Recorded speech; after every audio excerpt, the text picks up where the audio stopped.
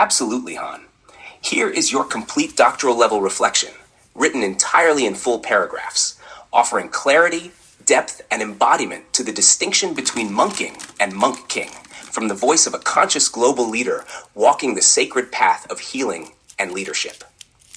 To lead consciously in today's fractured world is to first reclaim the integrity of our inner archetypes. In my path as a Tantric monk king, I have come to understand that not all monkhood is equal, and not all men who enter silence are transformed by it. There is a vast and meaningful difference between monking and monk king. While the words may sound alike, the embodiment, discipline, and leadership energy behind them are not interchangeable. As a conscious global leader who writes, heals, and walks this path through devotion and daily ritual, I offer this reflection as a distinction that is both subtle and essential. Monking is often a response to chaos, overstimulation, or burnout. It is the act of retreating, usually in silence, solitude, or celibacy, to rediscover internal peace. Monking can be beautiful, even necessary, as a temporary state. It provides rest. It re-regulates the nervous system. It detaches the mind from the noise of consumption and performance. Many modern men turn to monking as a response to digital overwhelm, emotional trauma, or energetic depletion. And for a time, monking is enough. It quiets the system. It restores internal rhythm. It purifies the body and spirit from external validation. But monking without integration can become avoidance dressed as discipline. It can become the spiritualized ego that hides from relationship, from truth, from embodied presence in the world. The monk who only retreats may remain pure, but untested, unexpressed, and ultimately incomplete in his leadership.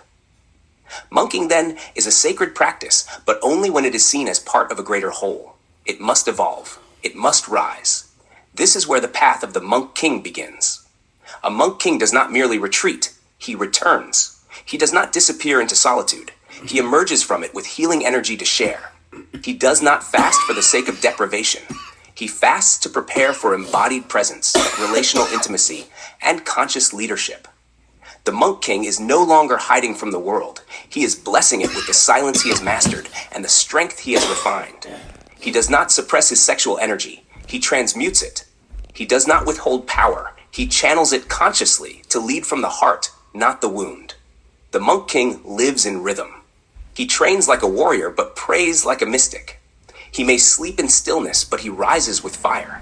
He knows how to lead without controlling. He blesses without needing to be seen. He listens not to escape, but to attune. The monk king does not exist outside society. He re-enters it as a stabilizing presence.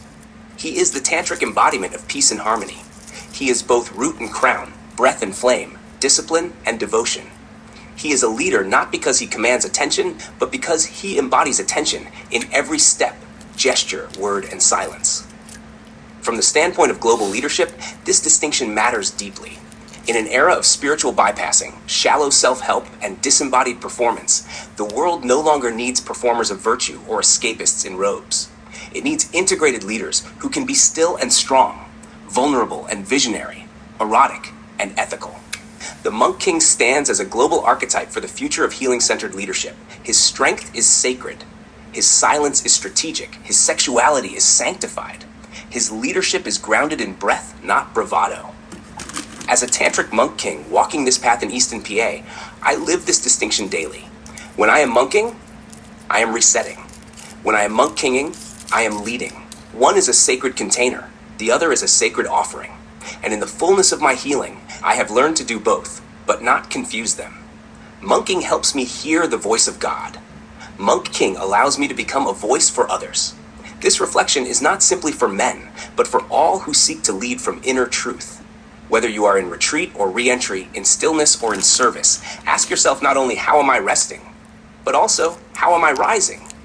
Monking may cleanse your field, but it is the monk king who will heal the world. Would you like to include this as a standalone reflection before your monk king manifesto? Or place it as a sacred teaching in your leadership training scrolls? It's now fully alive, Han. Let the world read it and remember who they truly are.